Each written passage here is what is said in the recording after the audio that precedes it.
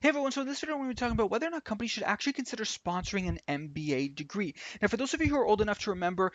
having an MBA be sponsored by an employer was something that was actually very common in the 60s, 70s, 80s, primarily because the MBA itself was actually something that was a little bit more rare. You wouldn't see it quite as much in the marketplace. It was actually very common for students to go into their undergraduate program, get a degree, and go right into the marketplace. And if they happen to find themselves in a position maybe 5, 10, 15 years into the future that required a business background, then a lot of employers are willing to sponsor it. But also, tuition itself at the time would have been a lot more affordable. And so it wasn't as much of an investment for employers to actually shell out the money for. The other thing as well is the fact that the amount of return that the MBAs were able to provide at that particular time is going to be a little bit more substantial, given the fact that there weren't as many people in the marketplace who were able to offer those same services. As we're in 2018 now, when tuition of MBA is at an all-time high, a lot of people in industries and a lot of people in academia are actually questioning whether or not the MBA still has a return on investment that is worth it. Even at some of the most prestigious programs in the world, it is something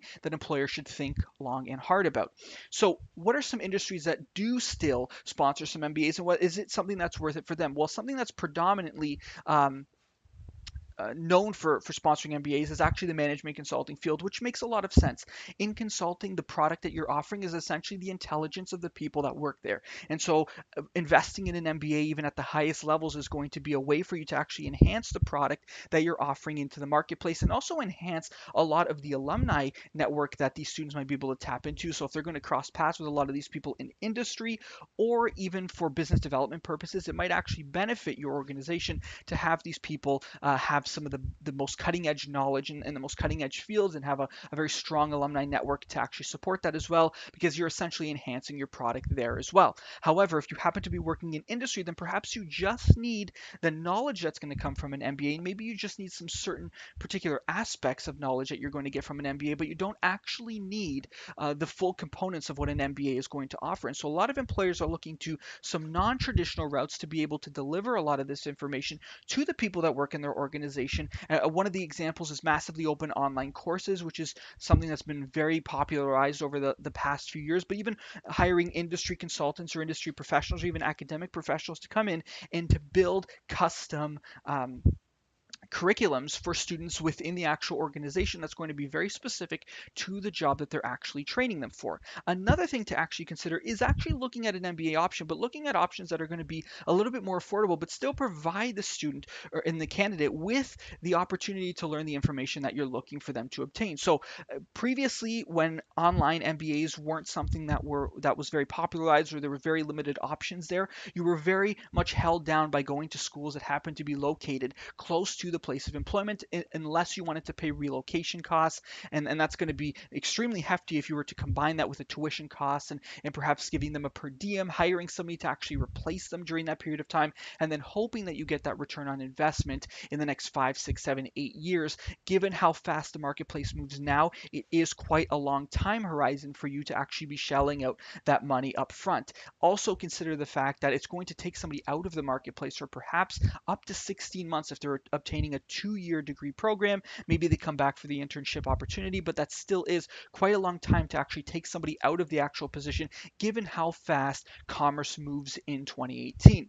So one of the opportunities in online MBA options is the fact that students are not held down by the shackles of geography. They're actually able to obtain degrees from programs that are located well beyond their geographic region, and ones that are a little bit more affordable, but ones that might also be tailored to the specific knowledge that they're looking to obtain. And so rather than being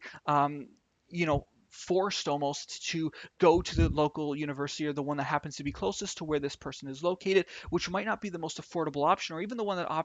offers them the best curriculum, you have the opportunity to kind of pick and choose from other programs that are probably going to be a little bit more within your budget, or to allow you to also amortize that over a period of time so that you can not only keep them in their existing role and work that into their professional development time, but it'll allow you to also not have to hire replacements, relocation costs, that type of thing as well. A lot of employers will find opportunities maybe on a Friday afternoon or a couple times a week to actually implement MBA programs within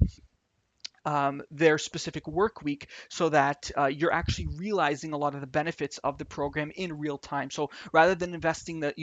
16 months up front, so to speak, in curriculum and realizing that a couple years after the fact, you can actually realize it in real time, amortize the program over 5 or 6 years, and over that period of time, you can actually gain a lot of the benefits in having the candidate stay within the organization because perhaps they'll lose their eligibility to continue the program or even to have the sponsorship follow them to another industry. But you'll also have the ability for them to be able to uh, implement a lot of the things that they learn and actually share that with a lot of the team that might not actually have their MBA or have a business background at all as well. The other benefit in actually keeping them in their role as well is the fact that there's always going to be that risk in somebody going to a full-time MBA program, particularly when they have on-campus recruitment and you're building your network. It's very easy for students or candidates in that position to view it as the grass is always greener someone else or somewhere else. I see this classmate is working here. They have this opportunity and maybe there are other things that I might want to look after as well. And that they might actually just stay a year or two after their actual MBA program. And so the return that you thought you were going to get in the program is actually not nearly what it was because the actual candidate didn't stick around nearly as long as you would have hoped for them to. But if they're actually obtaining a program part-time through distance education over a set number of years, they're actually never leaving the workplace. And so you're actually realizing those gains in real time as quickly as you possibly can, but still have the candidates able to obtain a lot of the information that they would through a traditional full-time course. The other awesome thing is distance online MBA education has come such a long way so that not only is there a wide selection of programs to select from, but schools have done an amazing job at actually bridging the gap between online students and on-campus students as well. And so they're getting a very similar experience, but just the delivery method itself is probably going to be the biggest differentiator between the two, which I think is something that's absolutely outstanding, particularly if you're pursuing a program that's at a high ticket school that's going to be very comparable to what you would experience from on-campus tuition. So I hope this has provided you with an overview. If you have any comments, questions, concerns, would love to hear them in the comment section below. As always, thank you so much again for watching. We'll see you in the next one.